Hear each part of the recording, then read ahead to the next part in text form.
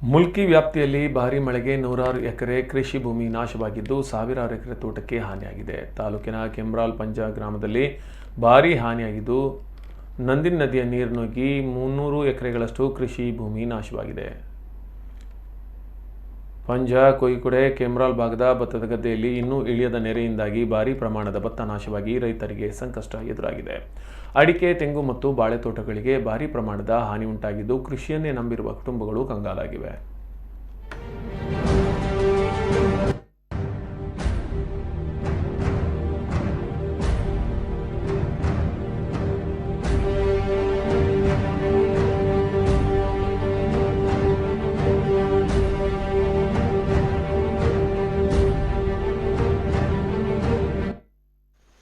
ನಮ್ದು ಇಲ್ಲಿ ಪಂಜಕೊಯ್ಕುಡೆ ಗ್ರಾಮ 3 ಬೆಳೆ ತೆಗೆಯುವಂತಹ ಭೂಮಿ ಇದು. ಮೊದಲು ನಮ್ಮ ಹಿರಿಯರು, ಈಗ 2 ಬೆಳೆ ಮಾಡ್ತಾ ಇದ್ದೇವೆ ನಾವು. ನೀರಿಗೇನು ಬರಗಾಲ ಇಲ್ಲ. ಆದರೆ ಈ ಹವಾಮಾನ ವೈಪರೀತ್ಯದಿಂದಾಗಿ ಹಲವಾರು ವರ್ಷಗಳಿಂದ ತೊಂದರೆಯನ್ನು ಅನುಭವಿಸ್ತಾ ಇದ್ದೇವೆ ನಾವು. ಕಾರಣ ಏನಂದರೆ, ನಂದಿನಿ ನದಿ ಬಹಳ ನೀರು ಬರ್ತಾ ಉಂಟು.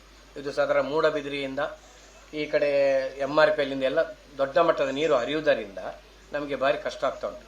ಯಾಕಂದರೆ ನದಿಗೆ ತಡೆಗೋಡೆ ಇಲ್ಲ. ತಡೆಗೋಡೆ ಉಂಟು, ಈಗೆಲ್ಲ ಒಡೆದು ಹೋಗಿದೆ ಅಲ್ಲಲ್ಲಿ. ಒಂದನೇದಾಗಿ. ಎರಡನೇದಾಗಿ ಏನಂದರೆ, ರಸ್ತೆ ಇಲ್ಲ ನಮಗೆ ಸರಿಯಾದ ಸಂಪರ್ಕ ಮಾಡಲಿಕ್ಕೆ.